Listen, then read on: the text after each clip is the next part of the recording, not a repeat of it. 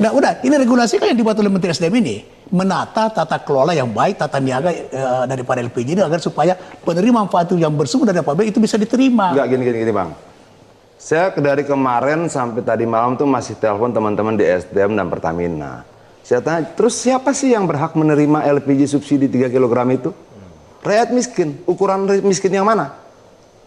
Yang 19.000 per hari, 391.000 per bulan itu? Miskin ekstrim? Atau yang 591? Atau yang UMR? Nggak ada yang bisa jawab. Artinya miskin yang dimaksudkan dalam tabung gas itu abstrak. Oke. Nggak ada ukurannya. Jadi Mbak Sylvia dalam konteks ini, itu ada dalam konteks subsidi itu, ada yang berhak, itu kita sebut dengan orang yang, kalau mustahik dalam bahasa agamanya, ada yang layak. Nah tadi yang disampaikan Bung Adian, ini orangnya layak nggak?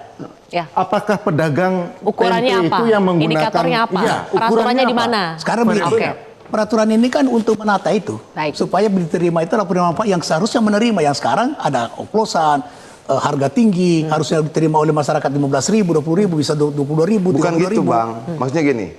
Kalau kemudian dia tidak ada alat ukur tentang miskin yang mana yang dimaksudkan, Oke, baik. maka siapapun bisa mengklaim dirinya miskin. Oke. Ketika dia mengklaim dirinya miskin, maka dia berhak atas tabung gas subsidi itu. Dan Baik. inilah perdebatan saya dari tadi malam. Kenapa? Saya tanya, oke kalau UMR boleh nggak? Buruh yang dapat UMR 5 sekian juta rupiah, boleh nggak beli gas 3 kg? Nggak boleh katanya. Kita pindah ya, Bang Adian, untuk menjawab Bang Adian nih. Saya ingin tanya dari kebijakan publiknya. Publik penting tidak untuk mengetahui batasan-batasan itu? Siapa yang berhak menerima, siapa yang tidak berhak menerima? Iya harus. Kan kita tidak semua cerdas. Jadi mesti exactly apa secara tepat disampaikan. Siapa yang ini? Cuman persoalannya data di kita itu ada satu data ada di Bappenas, data lagi di kementerian lain kementerian. Ini yang meng-cleansing data itu belum ada. Kementerian Sosial punya, jadi batasan tadi yang disampaikan Nadian itu juga nggak jelas. Ini yang harus dibereskan, data itu, karena data itu pusat dari semua permasalahan harus diselesaikan. Baik, satu hal lagi soal batasan yang tidak jelas. Ketika Presiden sudah mengatakan yang tidak bekerja untuk rakyat akan saya singkirkan. Batasannya sampai di mana itu, Kang Uki? Yang tidak bekerja untuk rakyat akan disingkirkan. Apakah ini mengarah pada evaluasi kepada para pembantu Presiden, apalagi setelah ada kejadian kegaduhan tabung gas? Nanti dulu Kang Uki, kita jeda lagi pemirsa, kontroversi kembali sesaat lagi. Jelajahi cara baru. Siapa kelompok sasarannya nih maksud? Subsidi dalam kerangka paradigmanya itu diberikan kepada orang yang memang membutuhkan. Tapi permasalahannya peraturannya tidak menyatakan begitu secara tegas. Perpres 191 maupun Permen 26 dan 28 2001. Itu subsidinya ke komoditi kan, bukan ke manusia. Bukan ke manusia. Ya, itu jadi, salahnya. Persalahannya juga subsidi diberikan melalui barang, bukan kepada orang. Itu problem yang sudah berlarut-larut sejak dulu. Nah, kami dulu di Bappenas, karena kita ini teknokrat, beda tadi yang ditanggapi oleh teman-teman para politisi, secara politik, orang politik Bahlili bagus, komunikasinya masyarakat dekat. Tetapi secara teknokratik, sebuah peraturan atau kebijakan yang mau diambil itu harus diuji coba dulu. Jangan juk megagik kata orang Jawa atau ujuk-ujuk gitu. Jadi harus dirumuskan secara tepat dan sosialisasi itu harus di depan. Karena kalau tidak akan terjadi hal-hal demikian. Itu yang pertama. Yang kedua, kita harus clear, Pak. Kalau dalam posisi sekarang ini kita itu impor terbesarnya sekarang dari migas. 600 triliun tiap tahun bertambah. Dan ini harus jadi pikiran kita bersama persoalan kita. Saya apresiasi terhadap kebijakan yang diambil oleh Presiden dengan cepat mengatasi persoalan ini. Karena ini soal konstituen, soal rakyat. Tetapi kita harus juga memikirkan posisi perencanaan dan anggaran dalam perspektif negara kita. Selama ini tidak ada kecocokan antara apa yang diinginkan Presiden dengan di level terbawahnya. Perintah Presiden itu tidak bisa jalan karena peraturannya tidak jelas dan abu-abu. Ya, halo teman-teman, kembali lagi di channel ini yang membahas seputar politik.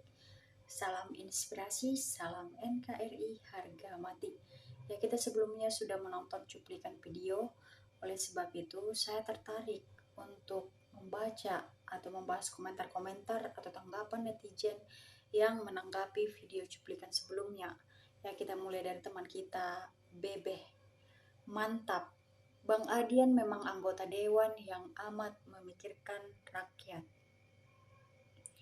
Yang jelas, Bung Adian sangat berkelas, berani mengatakan yang benar, bukan omon-omon alias Abu Nawas.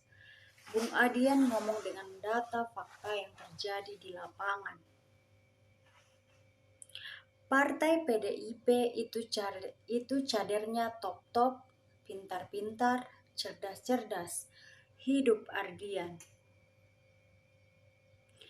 Mudah-mudahan bukan omon-omon, takutnya masih sandra menyandra jadi enak didengar aja. Si Nurdin memang dasar koruptor, tapi masih juga tidak punya rasa malu. Sebetulnya yang paling miskin itu ya para pejabat yang koruptor dan suka ngakal-ngakali rakyat, itu yang paling miskin. Ya, kalau Nurdi Halil kalau bicara seakan ingin melindungi si Bahlul, yang notabenarnya adalah ketum dari partainya. Mungkin pakai kata miskin, biar ada dana keluar dengan judul bansos subsidi. Tapi ternyata yang kenyang siapa ya? Sekelas menteri ataupun jenderal, polisi juga presiden termasuk rakyat miskin. Karena gaji dan tunjangan masih kurang, buktinya masih nyolong atau korupsi. Jadi semua orang Indonesia berhak menggunakan gas subsidi 3 kilo, bukan enggak? Sekarang banyak orang miskin, dulunya tidak miskin.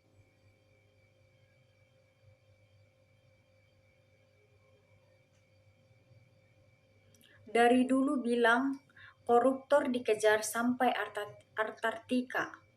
Kabinet pro rakyat malah menyengsarakan rakyat. Pecat, pecat, pecat. Belum kebukti tuh, hanya omon-omon doang. Rumah makan yang omsetnya 15 juta atau hari juga memakan gas melon, itu fakta di lapangan.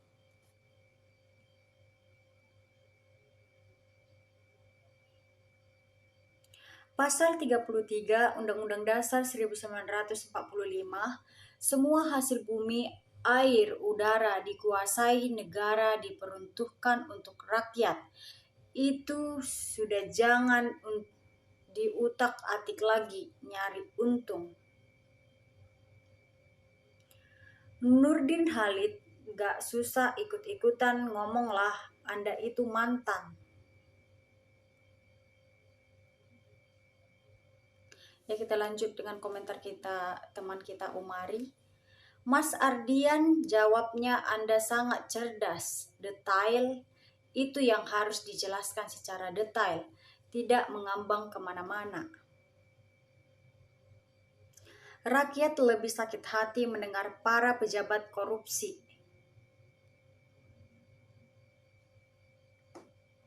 Di kubu Golkar kan banyak yang tersandung korupsi, makanya Golkar gak mau oposisi, cari aman terus. Kategori miskin yang listriknya di bawah 1.300 watt. Sepertinya mereka telah berhasil menggiring semua media dan kader politik untuk beralih membahas tabung gas. Terus dalang pagar laut siapa diadili seperti akan hilang ditelan gas. Mantan tapi koruptor kok masih bisa jadi kader sebuah partai ya? Dan bisa jadi wakil rakyat. Ini hanya terjadi di negara tetangga Konoha.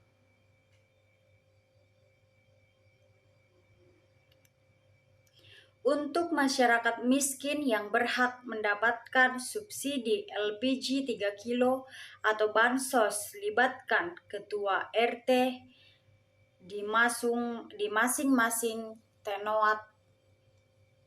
Insya Allah akan terdata dengan baik. Baru di Indonesia koruptor dikasih panggung. Nurdin Halid ini akan mantan koruptor.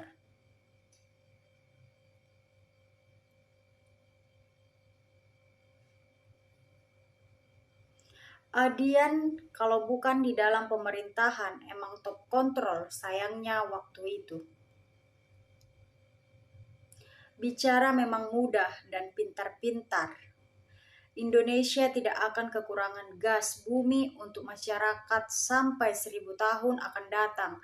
Dan buat ekspor bisa diekspor hanya 45% saja. Tetapi saat ini ekspor karena bisnis oknum atau broker dimainkan lebih besar dari kebutuhan dalam negeri. Saat ini contoh, buat Cina dengan harga sangat murah dan ekspornya sangat luar biasa untuk membutuhkan negerinya. Sangat sederhana, berangus atau tangkap, eksportif importif di Selat Malaka dan brokernya serta oknum pejabat yang bermain atau korupsi. Pokoknya kalau mantan maling atau koruptor ngomong tidak perlu didengar, sepertinya Nurdin Halil. Hapus saja tuh subsidi LPG karena rakyat miskin yang dikambing hitamkan. Bisa aja yang makan subsidi itu para pejabat-pejabat dan pengusaha-pengusaha besar yang mengelola LPG. Miskin itu orang yang tidak punya pekerjaan tetap, menerima UMR, lansia, penerima gaji di bawah 5 juta per bulan.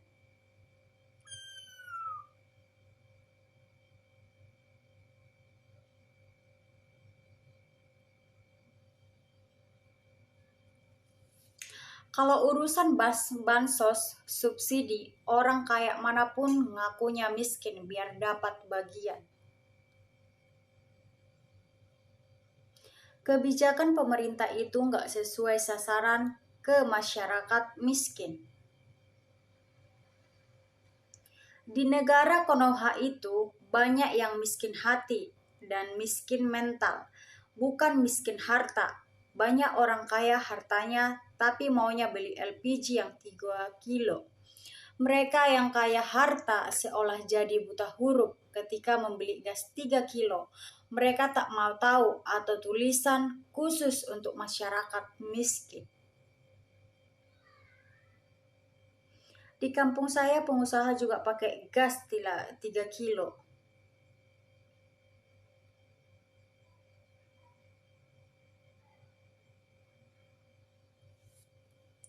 Pedagang kaki lima, warung, banyak yang kaya. Itu apa perlu subsidi LPG?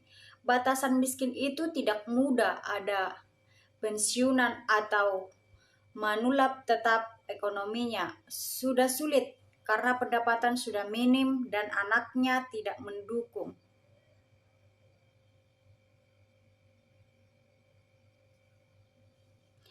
Itu siapa ya? Makhluk apa yang ini? Gondrowulo atau penghuni hutan Papua ya? Masalahnya, kalau pakai LPG 3 kilo itu lebih ringan.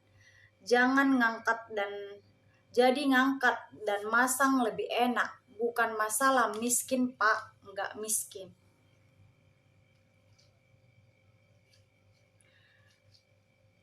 Ya, kita baca komentar teman kita yang terakhir dari Suwardi.